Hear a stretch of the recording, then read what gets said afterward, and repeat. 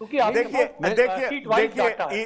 इसको लेकिन मैं पॉइंट पर आ रहा हूं, मैं पॉइंट पर आ रहा हूं। हाँ, इसको मैं देखिए, क्लियर सबसे कर बड़ी देता हूं। बात, मैं आपको बस इतना बता सकता हूं कौन आगे कौन जीतता हुआ दिखाई दे रहा है। जो सर्वे में जो हमारे पास जानकारी है वही मैं बता सकता हूं।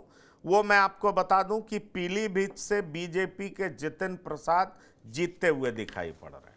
जहां तक आपने रामपुर की बात की, वहां पर भी बीजेपी को जीतता हुआ घनश्याम सिंह दिखाई, लोधी जीत हाँ, रहे हैं। वहां से बीजेपी जीत रही है। और आपने कौन सी सीट की बात मैं की? 8 सीट का बता देता हूं। बिजनौर में आरएलडी जीत रही है, चंदन सिंह जीत रहे हैं। नगीना में बीजेपी जीत रही है, मुरादाबाद में बीजेपी जीत रही है, मुजफ्फरनगर में बीजेपी जीत रही संजीव है, बालियान जीत रहे हैं। कैराना में समाजवादी पार्टी इकरा जीत हसन रही जीत है, रही है। सहारनपुर में बीजेपी जीत रही है, अमरोहा में बीजेपी जीत रही है, मेरठ में बीजेपी जीत रही है।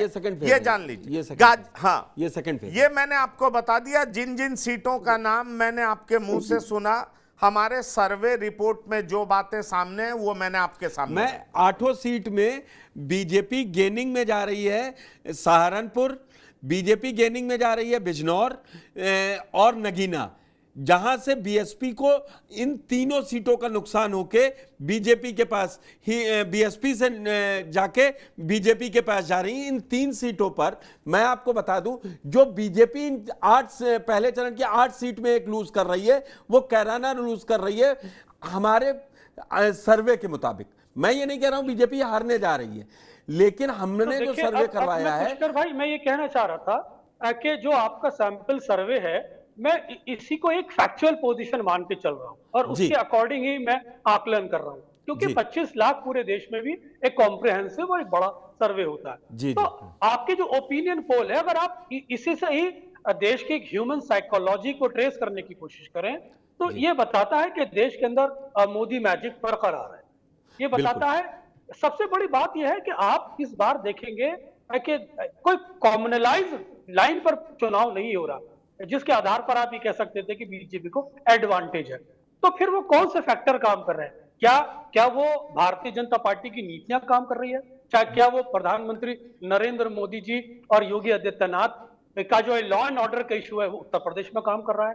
या प्रधानमंत्री का जो एक ब्रांड वैल्यू है जो सबको अट्रैक्ट करी, क्या उस आधार पर लोग वोट कर रहे हैं?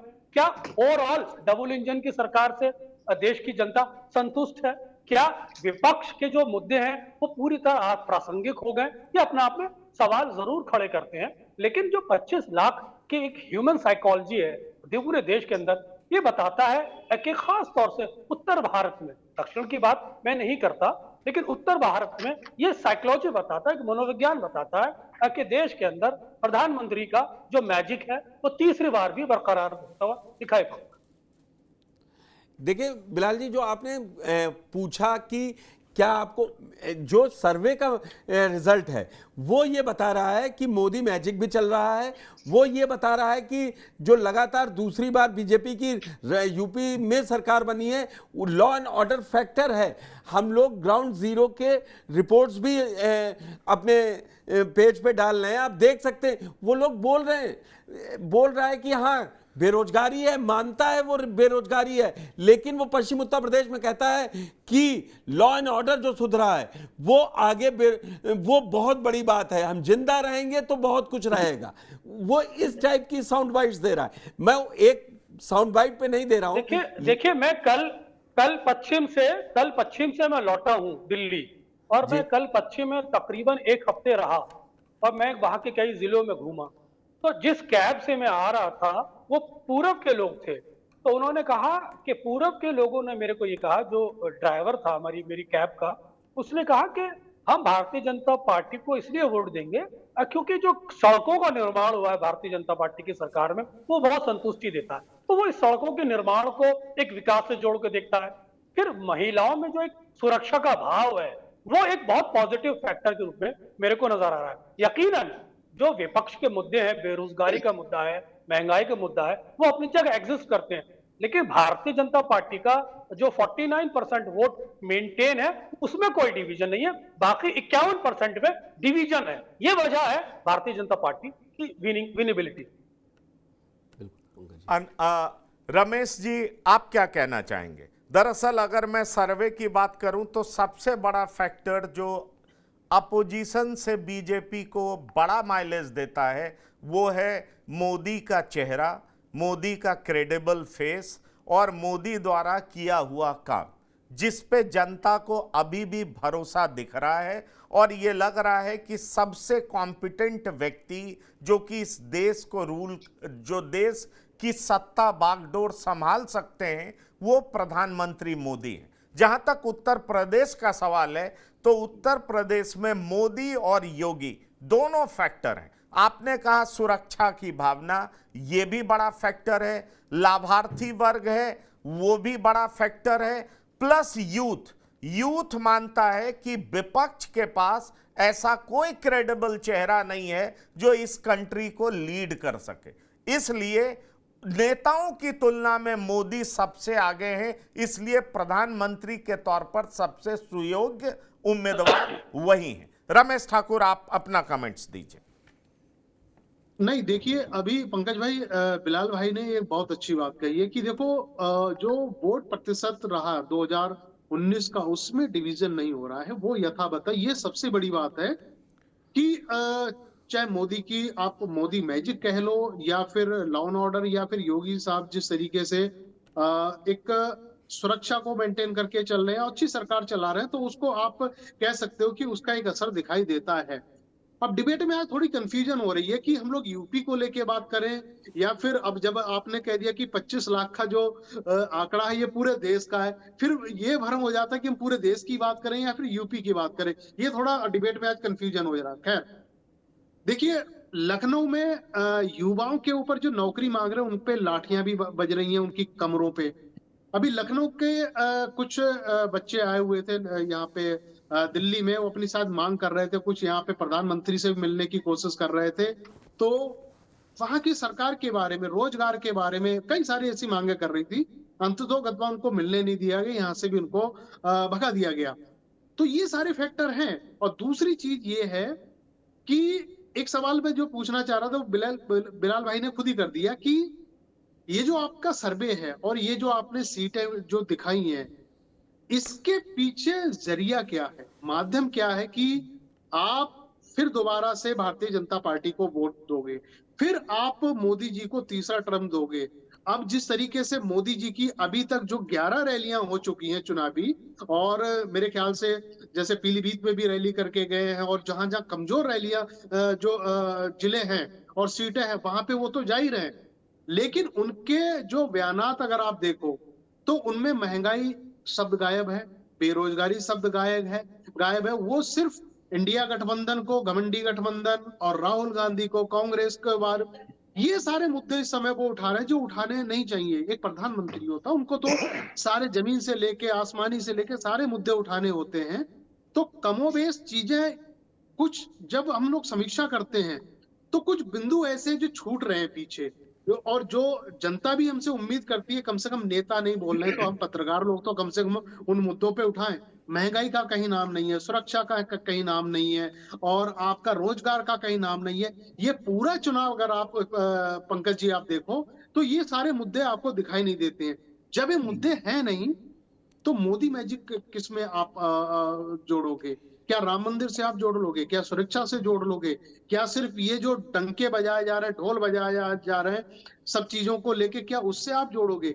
तो यहाँ पे हम लोगों को सोचना पड़ेगा। और जो 25 लाख का जो सर्वे हुआ है, उन 25 लाख लोगों के नजरिए से जब आप देखोगे तो कई चीजें साफ हो जाएंगी कि वो 25 लाख लोग कह क्या रहे हैं। वो ये कह रहे हैं कि नहीं, मोदी जी कुर्ता बहुत अच्छा पहनते हैं, मोदी जी भाषण बहुत अच्छी देते हैं भैया, इसलिए हम लोग आपको वोट देंगे। 25 लाख लोगों में ये भी लोग कहते होंगे कि हमें रोजगार नहीं मिला, हम बीए एमए, हमारे पास कई सारी डिग्रियां हैं। तो ये मेन फैक्टर है, ये मेन फैक्टर है। ये मुझे लग रहा सर्वे वाले लोग भी इसको छिपा रहे हैं, नेता तो छिपा ही रहे हैं। नेता तो बात नहीं कर रहे कि महंगाई का, बेरोजगारी का, ये मुद्दे को आपको छिपा दो।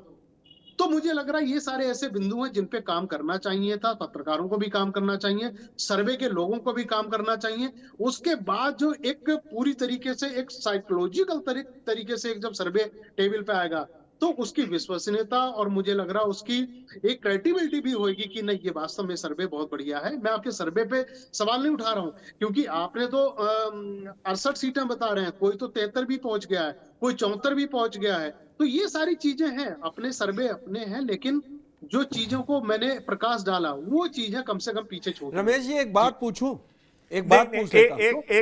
एक चीज मैं फिर से रिपीट कर दूं। हमने बीजेपी को 319 सीटें ही दिया है और 43 हमारा सर्वे जो है, और 43 सीटें हमने बीजेपी के एलाइज को दिया है। मतलब टोटल हमने एनडीए को 362 सीटें दिया है। जहां तक सवाल है तरह तरह के मुद्दे का, तो देखिए एक बात मैं आपको बहुत साफ कर दूं कि मुद्दे हर नेता अपने तरीके से उठाते हैं और जनता किस पे भरोसा दिखाती है, जनता किनकी बातों से कनेक्ट करती है और जनता उस हिसाब से फैसले करती है। हमने दिल्ली में एक समय प्याज के नाम पर सरकार बदलते भी देखा, जबकि बड़े अच्छे अच्छे मुख्यमंत्री थे, पर प्याज के नाम पे सरकार बदला। हमने चंद्राबाबू नायडू को बहुत अच्छा काम करने के बाद हारता हुआ भी देखा, जिन्होंने हैदराबाद को एक अलग तरह की सिटी बनाई थी और कहा, तब उसके बाद आपको याद होगा कि दिग्विजय सिंह ये कहते हुए सुने जाते थे कि काम करने से कोई थोड़ी जीतता है। ये दिग्विजय सिंह के स्टेटमेंट थे। बहरहाल मैं ये बिल्कुल नहीं कह रहा हूं कि काम करने से जीत होगी कि हार होगी। जनता किन बिंदुओं को दिमाग में रख करके सोचेगी। आप जो कह रहे हैं वो निश्चित तौर पर देश के सामने ज्वलंत समस्याएं हैं, क्योंकि इस देश में युवा वर्ग की एक बड़ी फौज है जिनके सामने बड़ी चिंता है कि उनको रोजगार कैसे मिलेगा, उनके रोजगार की व्यवस्था कैसे होगी और तमाम तरह की बातें। लेकिन सवाल ये भी उठता है कि उनके पास बेहतर विकल्प क्या है। जब इस पे चर्चा होती है तो कई क्रिटिसाइज करने वाले लोग भी चुप्पी साध लेते हैं। लेकिन मैं ये नहीं कह सकता, मैं अभी स्टूडियो में हूं। सच बताऊं, 1 तारीख से मैं भी फील्ड में निकलूंगा, पूरा देश घूमूंगा, कम से कम बिहार, झारखंड और बंगाल तो घूमने जा ही रहा हूं। फिर जमीनी स्थिति मैं बताऊंगा। मेरे पास जो रिकॉर्ड है, जो डेटा है, जिस तरह की बातें की गई है, वो मैं आपको बताना चाह रहा हूं। मैं अनुपम जी आपके पास आऊंगा, फिर गिरीश जी आपके पास आऊंगा। अनुपम जी, इस चुनाव में क्या आपको दिखाई पड़ता है कि मोदी से ज्यादा क्रेडिबल चेहरा लोगों के जहन में अभी भी है? कोई मोदी को चैलेंज करता हुआ नजर आ रहा है क्या? क्योंकि इंडिया गठबंधन बना जरूर था, लेकिन अलायंस में एकजुटता, एक रूपता की साफ कमी दिखाई पड़ी। आम आदमी पार्टी के साथ दिल्ली में समझौता है तो पंजाब में नहीं है, ममता बनर्जी के साथ बंगाल में नहीं है, विपक्ष एकजुट होकर के बीजेपी के खिलाफ लड़ता हुआ नहीं दिखाई पड़ रहा है।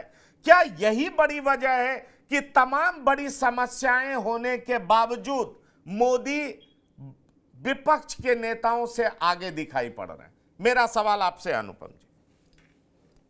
मैं आपके सवाल का जवाब दे रहा हूं पंकज भाई। इसके पहले मैं एक दिलचस्प चीज देख रहा था कि 2014 में उत्तर प्रदेश से एक भी मुसलमान चुनाव नहीं जीता था। 2019 में जब महागठबंधन आता तो 5 मुसलमान एमपी बनते हैं। जिन 5 जगह से मुसलमान एमपी बनते हैं वो 5 सीट इस बार आपके सर्वे में विपक्ष हार रहा है, भाजपा जीत रही है। सहारनपुर, मुरादाबाद, संभल, अमरोहा और रामपुर, ये 5 सीट पुष्कर भाई अगर मैं गलत नहीं हूं तो ये आप भाजपा को दे रहे हैं। तो ये जो 5 मुस्लिम सांसद 2019 में दिखे, 2014 में 0 थे, मैं कह रहा हूं 2019 में महागठबंधन में 5 मुस्लिम सांसद आते हैं और आपके सर्वे में ये सहारनपुर, मुरादाबाद, संभल, अमरोहा और रामपुर 5 सीट भाजपा के पास जा रही है। अब मेरा एक छोटा सा सवाल बता दीजिए कि साहब आपकी जो लिस्ट है, जो आपने ये, चूंकि इस समय मेरे पास सारे प्रत्याशियों की सूची में देख नहीं पाया, जो 12 सीटें आपने दी हैं भाई, कन्नौज में तो मान लीजिए कैंडिडेट नहीं है, रायबरेली में कैंडिडेट नहीं है, तो बचे 10। उन 10 में से एक भी मुस्लिम कैंडिडेट आपको जीतता अफजाल अंसारी भाई? गाजीपुर से अफजाल अंसारी गाजीपुर, और कोई ना, और कोई नहीं। तो अगर आपका सर्वे सही है तो इस बार 2014 से बेहतर और 2019 से नीचे एक मुस्लिम सांसद उत्तर प्रदेश से पहुंचेगा। अब एक और इंटरेस्टिंग चीज मैं देख रहा था पंकज भाई नहीं, कैराना से भी इन्होंने बोला है। नहीं, इकरा कह रहा ना हसन, इकरा इकरा हसन बोला है मैंने। इकरा हसन दो हो गए, ठीक, ओके, थैंक यू। अरे अब उस बात पे आ जाते हैं जो आप कह रहे थे कि सब मोदी वाली बात। तो मैं तो बहुत दिनों से एक बात कह रहा हूं कि लोकसभा चुनाव नरेंद्र मोदी पे जनमत संग्रह बन के रह गया है। हर आदमी का अपना नैरेटिव है, रोजगार को लेके बात है, अभी रमेश भाई कर रहे थे तो, लेकिन अब रोजगार पे वो जो एम्प्लॉयमेंट एक्सचेंज के जो डेटा सरकार रिलीज कर रही है, जो महंगाई पे जो डेटा रिलीज कर रही है, वो ऐतिहासिक रूप से आज तक का सबसे कम है, मैं देख रहा हूँ। इसके अलावा डेटा कहाँ से आ रहा है मुझे नहीं मालूम। लेकिन ये भी सच है कि रमेश ठाकुर जिससे जब कह रहे हैं कि बेरोजगारी है, तो वो भी एक नैरेटिव है, अब वो नैरेटिव भाजपा के खिलाफ जा रहा है, उनके फेवर में एक जो सबसे बड़ी बात जा रही है कि भाई चुनाव हो रहा है। देखिए एक अमेरिका में होता है प्रेसिडेंशियल इलेक्शन, सीधे कि साहब ये राष्ट्रपति बनेंगे, ये राष्ट्रपति बनेंगे। पिछले कुछ दिनों में, खासतौर से 2014 के बाद, देखिए 2004 में 2009 में आपने प्रधानमंत्री का चेहरा नहीं डिक्लेयर किया था। 2014 से भाजपा प्रधानमंत्री का चेहरा डिक्लेयर करके चल रही है। 2019 में उन्होंने प्रधानमंत्री का चेहरा डिक्लेयर किया, 2024 में उन्होंने प्रधानमंत्री का चेहरा डिक्लेयर किया। कांग्रेस पार्टी जो उनकी मेन चैलेंजर है, या फिर संयुक्त विपक्ष, ना 2004 में आपके पास चेहरा था, ना 2009 में आप, वो ये दो चुनाव हैं जो आप जीते हैं। नहीं, 9 में था, 9 में कंटिन्यूटी वाली बात ही नहीं बोला था, मुझे आज भी याद है सोनिया गांधी ने हाथ रख दिया था अपनी पिक्चर पे और बोला था मनमोहन सिंह है। पुष्कर भाई, उस पर यह भी बात हो रही थी ना कि अगर दूसरी बार सरकार आएगी तो राहुल गांधी बन जाएंगे प्रधानमंत्री। एक टर्म उन्होंने मनमोहन सिंह को बन जाने दिया, अब राहुल भैया का नंबर है। ये कहने वाले कांग्रेसियों की संख्या बहुत बड़ी थी। तो वो भाजपा ही है उनमें ज्यादातर, रीता बहुगुणा जोशी जैसे लोग भाजपा ही है भाई। जीत और हार भी तुम्हें अलग देखिए। 1989 में पंकज भाई 197 सीट लाके राजीव गांधी हार गए, और 2004 में 150 सीट लाके सोनिया गांधी जीत गई। अब देखिए ये भी तो एक अलग चीज है ना कि 200 सीट लाके राजीव गांधी हार गए और 150 सीट लाके सोनिया गांधी जीत गई उनकी सरकार बन गई। तो एक मैं समझ रहा हूं कि आप प्रधानमंत्री का चेहरा नहीं दे पा रहे हैं, 4 में नहीं दे पा रहे हैं, 9 में नहीं, चलो 9 में आपने पुष्कर भाई का, 14 में नहीं दे पाए, 19 में नहीं दे पाए, 24 में नहीं दे पाए, और हर बात का आपका सिर्फ एक जवाब होता है कि साहब पहले भाजपा को हटा ले, फिर प्रधानमंत्री तो हम लोग आपस में कोई ना कोई सिलेक्ट कर ही लेंगे।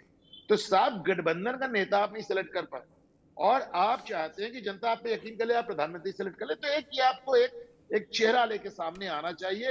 एक मेरा दावा है कि साहब आप कह रहे हैं कि 362 सीट, 363 सीट पा रहे हैं, कोई सर्वे कह रहा है कि साहब 400 सीट पा रहे हैं, कोई सर्वे कह रहा है 300 सीट पा रहे हैं, 272 सीट पा रहे हैं। लेकिन भारतीय जनता पार्टी को 272 से नीचे ले जाने के लिए विपक्ष को एक चेहरा देना पड़ेगा। अगर आप चाहते हैं कि भारतीय जनता पार्टी को सत्ता से हटाएं, तो आपको प्रधानमंत्री नरेंद्र मोदी के सामने कोई भी XYZ एक चेहरा रखना पड़ेगा। फेसलेस लड़ाई नहीं हो सकती। गिरीश जी सहमत हैं आप? शायद यही वजह है कि मोदी मैजिक के सामने विपक्ष फेल हो जाता है, और जो ज्वलंत मुद्दे हैं भी वो मोदी के सामने निष्क्रिय हो जाते हैं, वो इफेक्टिव नहीं हो पाते, और मोदी को इसका एडवांटेज मिलता है प्रधानमंत्री के उम्मीदवार के तौर पर। क्या कहेंगे आप? मैं ये कहना चाहता हूं कि जो बातचीत हो रही है, मुझे ऐसा लगता है ये जो मीडिया ने नैरेटिव गढ़ा है उसके आधार पर हो रही है। अगर हम सोशल मीडिया पर ध्यान दें तो शायद देश के इतिहास में ये पहले प्रधानमंत्री हैं जिनकी सबसे ज्यादा मजाक सोशल मीडिया पर हो रही है, उड़ाई जा रही है। दूसरे बड़ा मुद्दा बनने वाला है, ठीक कहा आपने कि 5% भी अगर अंतर आएगा तो हम मान लेंगे। मैं कह रहा हूं 15% भी अंतर आ जाएगा तो मैं इस सर्वे को गलत नहीं कहूंगा, क्योंकि अंतर इस दरमियान पूरे 2.5 महीने का समय है, बहुत कुछ आना है।